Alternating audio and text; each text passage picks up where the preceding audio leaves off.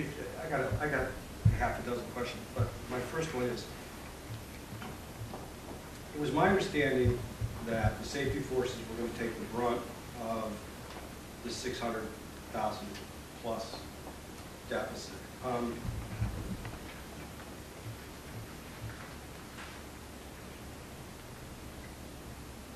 Your 2012 budget, what, were you instructed to like cut out X amount of dollars in your budget? Or? I was, myself and the fire chief were asked to reduce our budget by $350,000 respectively.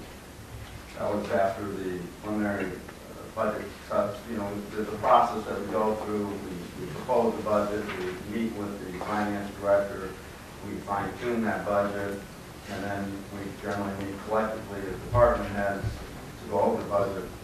In that process, myself and the fire chief were asked to reduce our budget by $350,000.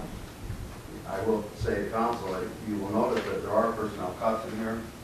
I would also say to council that while my employees know and are aware of the fact that we are facing reductions in personnel, and I have sat down with all three shifts and sent out emails accordingly, employees do not know specifically what those cuts are, and I haven't shared that with employees because it made no sense to me to identify what the cuts are without knowing with some degree of certainty how we are going to move forward in this process. I throw that out there because if you wanted to talk about the specific cuts, certainly I'm at liberty to do that, but I have not even shared it with my staff yet. Well, I mean, that's a matter of your relationship with your staff. I don't question that, and you know, somebody else might want to do it a different way. But just preliminarily, how are we able to have a budget that includes a $350,000 cut in your personnel services and be only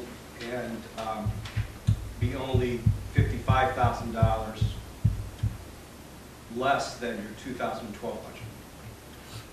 Because the police department budget is composed of several micro budgets within that. There is the dispatchers that fall underneath the police department, there's corrections that fall underneath the police department, there's administrative support that falls underneath the police department. Each one of these budgets, if you add the total together, then you will notice that the projected budget for 2013 is actually 200,000 plus less than it was in I'm not concerned about 2008. I'm concerned about 2012. When I just look at it, I'm not an accountant, but it's $55,000 less.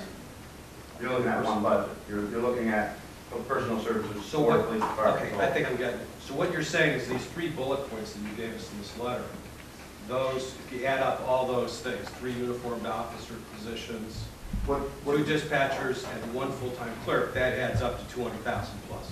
Is that what you're telling me? What those bullet points in that letter reflect is the fact that since 2008, the police department has not hired a dispatcher. Since 2009, we've not hired a police officer. But yet we've lost 3 officers since that time. That does not include the cuts that are proposed in this budget. That's just what we've lost. Can you itemize for me those $350,000? Because I look at this and I see $55,000 less. I mean, can you give me the other? That's $55,000. Can you give us where in the budget of these other places where the cuts are?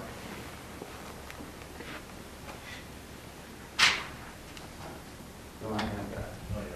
But I'm not seeing the $55,000 less. Well, it's $4,506,327, and then $4,450,780. The actual 2012 and the budget. For the police Right, department. for the police department. Yeah. Police department 1110.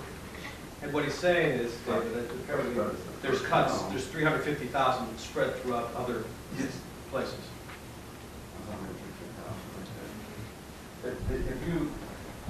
If you look at, I know what you're saying with regards to the bottom line of the cumulative of those accounts, the $50,000 difference. But if you look at personnel services for the police department, you will notice that there's $115,000 difference, the top line. Now, what reduces that difference is because materials and supplies are $18,000 more, contractual services are approximately $25,000 more, and other charges are approximately $19,000 more. But the actual reduction in personal services for the police department is roughly $115,000. Yeah, but you were instructed to do 350. I'm trying to figure that out. I understand what you're saying with personal services. Okay, but where's the 350?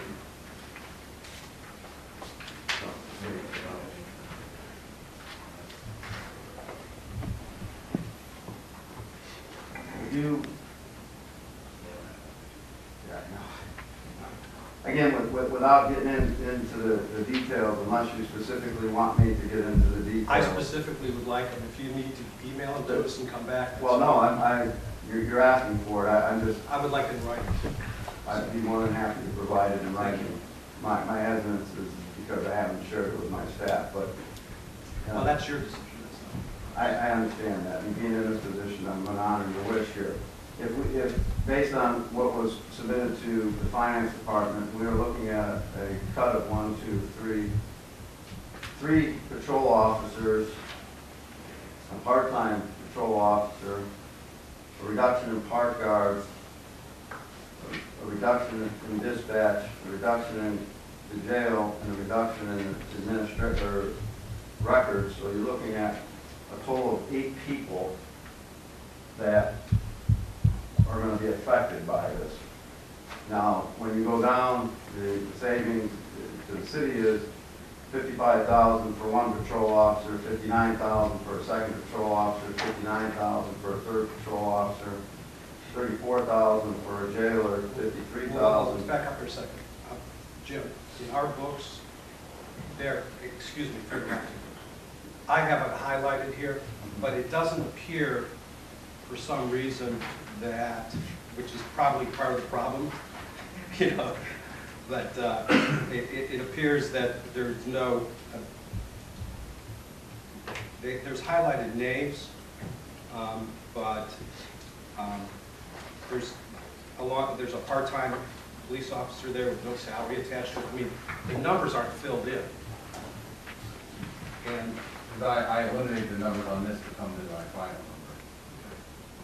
so what you're saying is that, can you give us the numbers for each group of people that If you're looking at, if you looked at a total salary, this number is prorated through, I mean, you just took the salary.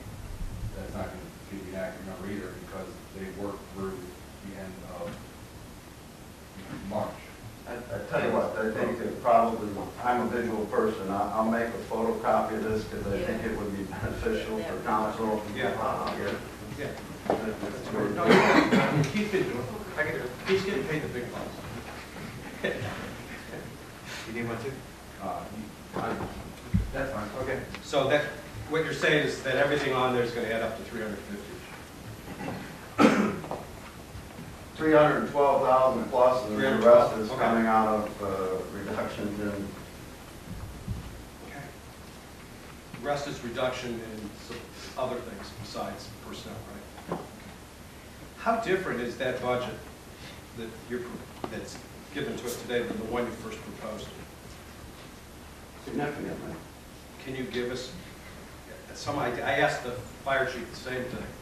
Can you give us what you had proposed?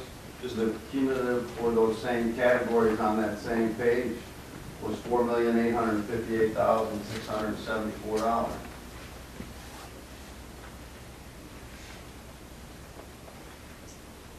The difference being the budget for personnel services $4,569,445, and budgeted for other charges was $89,536.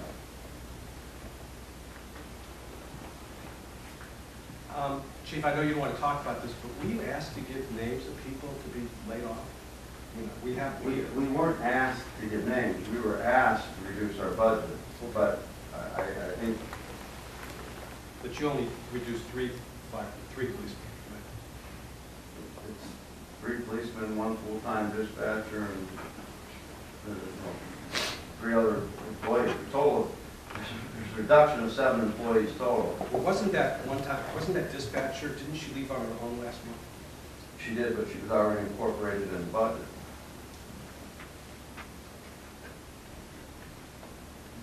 Well, that's not really a layoff, that was just an attrition, right? It's right, it would be through attrition, but she was already budgeted into the budget. Were you told that you, the position of assistant police chief, thank you, would be eliminated? I wasn't told anything. I was asked to reduce our budget by $350,000. That was the only ask. You know, chief, I'm not going to quibble with you about words, but just yes or no answer. Were you told that the position of assistant I police chief? answered your question. I said no. Okay, I didn't hear it, I'm sorry. Have you considered the fact to eliminate that position? Not at this time, no. Wouldn't that save around $100,000 or more? What you would save from eliminating that position would be the rank differential that the officer gets, because you're not getting rid of the employee, you're only getting rid of the position. Is that an alternative in the scheme of things? At this point in time, there's nothing that's been taken off the table. Have you been asked to do without a full-time secretary? No, Have you thought about doing a part-time secretary? no. Is there a reason? Fire department doesn't have it. Absolutely, there's a reason. Currently, Lisa is responsible for the nuisance. Nothing against Lisa, I'm a personal friend of hers, you know, I know family. I'm just answering the I'm just telling you objectively, it has nothing to do with her. It has to do with saving money. She currently runs the nuisance abatement program and handles the billing for that program. Without her, I don't know who would manage or handle the billing. I think there's something to be said about the efficiency of my job, or my ability to be efficient without resources or aides to assist in the accompanying my job. I lose efficiency, and there's a cost for that. Have we applied for any grants to maybe help out a little bit, like AmeriCorps people or some other types of groups to help you out with some of this administrative stuff? I'm just throwing things out. No. One other question. Have you considered, or will you be reassigning detectives to fill in for loss of patrolmen? Depending on what the final picture looks like, absolutely. Thanks. Chief, let's talk about how many officers you currently have, how many officers per shift, same questions I asked Chief Houston. How many officers, patrol officers on duty per shift now with the cuts? And what is the level of safety? I need you to talk to me about the safety, the welfare of our community, and how these cuts are going to impact the safety of our community. We currently have 38 police officers on the South People Police Department. In 1970, there were 38 police officers in the South People Police Department. In 1970, we had 4,400 calls for service. In 2012, we had about 13,000 calls for service. We currently staff the police department with 5 officers, uniform patrol officers that work day shift. There are 6 uniform patrol officers that work the afternoon shift, and there are 5 uniform patrol officers that work the night shift. We currently have 5 officers assigned to the Detective Bureau. There is 1 officer that is assigned to the Traffic Bureau, and there is myself and the Assistant Chief. That encompasses 38. patrol officers. Did I miss something, Chief? You said how many officers did you say? Well, we have the 5 assigned to you had enough numbers, how to get to 38? Yeah, maybe I shouldn't be doing that. No. I know what you're doing. Our minimum staffing is 5 on day shift, 6 on afternoons, and 5 on midnight. So what we have is 30 people currently assigned to uniform, roughly 10 people per shift. And then the other 5 on the detective bureau, myself and Jim Franny, make 7, and the traffic commissioner 8. That's the 38 total. So that's what we have now. Right. The minimum staffing that I was talking about is, on any given day, the minimum amount of people that would be working on day shift would be 5. The minimum amount of people that would be working on afternoon shift would be 6. And the minimum amount of people on midnight shift would be 5. Now, we've already implemented some changes because my overtime budget, aside from the $350,000 that we were asked to cut, my overtime budget was cut in half, so there was $70,000 that was removed from overtime. So to cover this $70,000, we are now allowing the shifts during the hours of 3 o'clock in the morning until 7 o'clock in the evening to run 1 person below minimum so that we are not paying overtime, so that we can stay within the expectations of the administration with regards to our overtime budget. Okay. However, that's what you're running now. Now, when you have to, if this is approved and you have to go back and cut, what will your shift look like? Well, my initial thought would be is to push down, backfill those vacancies. In other words, as Councilman Nyko indicated, you could take officers that are not assigned to the road and assign them to the road so that you're backfilling those positions. So from the residents' perspective, on the face of it would appear as if it was a seamless transition. What they see on a day-to-day basis doesn't change.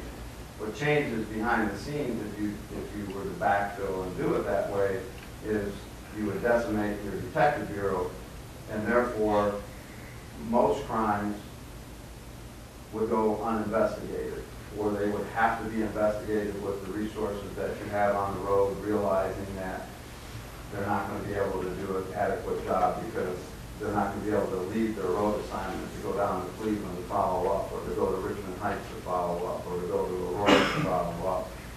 That's one option. Another option would be to not completely backfill and reduce your shift minimums. If you reduce your shift minimum, what you would end up with then is that you would have to assess the calls that you're responding to. What would probably be impacted would be your quality of life calls. Those calls such as, your barking dogs or loud music. Maybe you don't respond to calls where there's no crime in progress. For instance, somebody reports that a bike was stolen from their garage. Instead of going out and taking that report, that person would be directed to come into the police station and file that report. Maybe you don't respond to false alarms. Maybe you don't, or alarms, because you don't know they're false until you go there, but maybe you don't respond to alarms. Maybe you don't respond to non-injury traffic accidents, property damage accidents. The Cleveland model, people would be required to come into Cleveland to file that report. I mean, there's a litany of things that you could do if you reduce your shift minimum to reduce the burden on the officers working the street. I can tell you, though, that I don't tend to lean towards that thought process. I'm just sharing with you a couple of ideas that I have that have bounced around in my head with regards to how to manage these. I've been hesitant to put my finger on, quite frankly, what the final picture will look like, because I myself at this point in time don't really know what the final picture would look like. If we are going to move forward with just the cuts that are proposed, my thought process would be I would tend to lean towards backfilling. So, Chief, how, I mean, we look to you and the chief to tell us, I mean, your expert opinion, because you are the leader of our safety forces. If we move forward with these cuts, will this impact the safety of this community? I can tell you, my desire is not to move forward with these cuts, obviously. Will it impact the safety of the community? I can sit here and paint a doom and gloom picture. My thought process is, though, that by hook or by crook, we need to still provide a service to the residents. The residents shouldn't be punished in this process.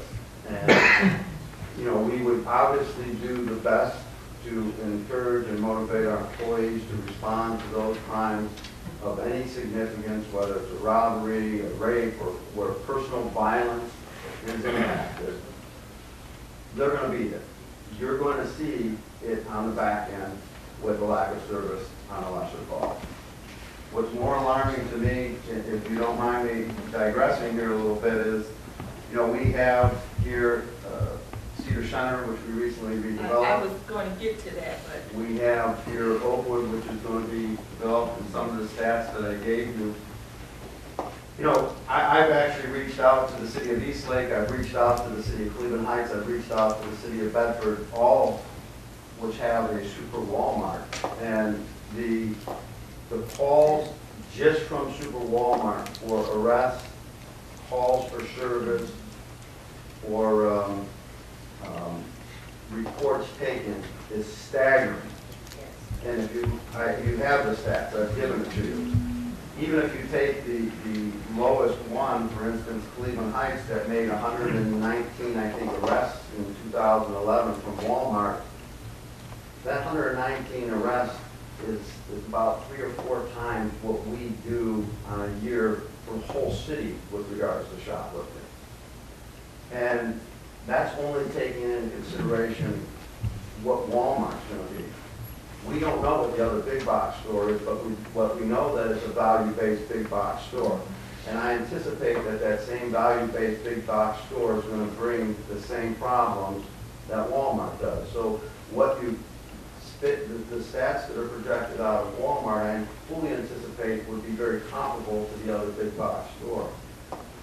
Now, when you look at Bedford stats, they have 871 calls alone in 2011 to their Walmart store. That includes all the calls possible, whether it's disorderly conduct, shoplifting, bad checks, false alarms, anything that has to do with their Walmart store. In 2012, we had 13,000 calls for service. That's almost a 7 or 8% increase just from Walmart alone that you would be adding on once that store is up and running. I was going to get to this because a year ago or so, when we were having hearings to talk about Oakwood and to talk about Oakwood, especially at Cedar Center, and especially Oakwood, and we talked about the planning and the impact that opening Oakwood up, and especially Walmart, what would that impact be to our community in terms of safety forces? And I didn't even really address this with Chief Houston, but it was an afterthought. But we're going to have you talked to the other surrounding communities? If this takes place, then who's going to service? You can't sacrifice our residents for maintaining Walmart.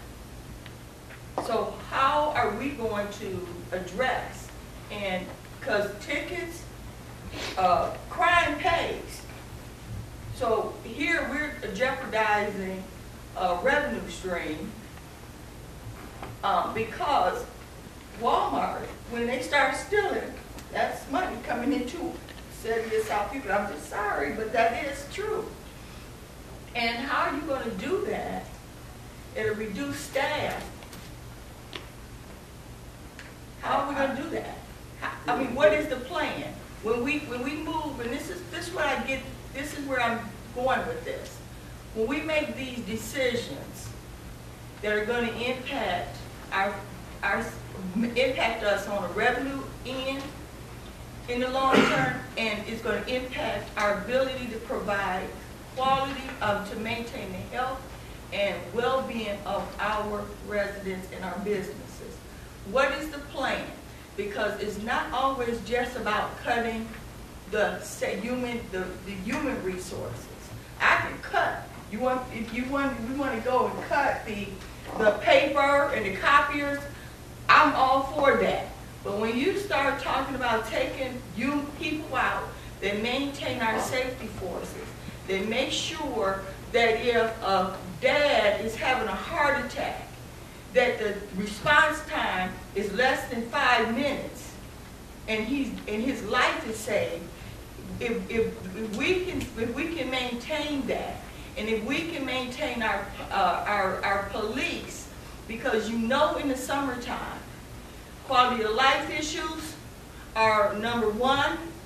We get them all the time. We have youth issues.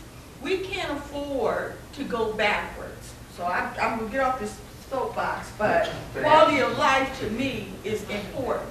To answer your question. I'm sorry. I'm going to go cut you.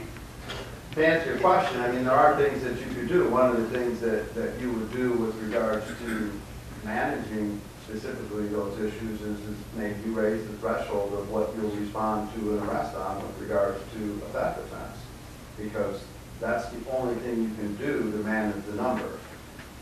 I think we all realize that when you cut personnel, or there's a cost for that. Yes. And I think I respect the fact that council is trying to identify what that cost is and what it's going to mean. Like I said, there is going to be a reduction. There just has to be. You can't keep the same level of service and have the same expectations. And I know everybody to do more with less, but there's only so much you can do.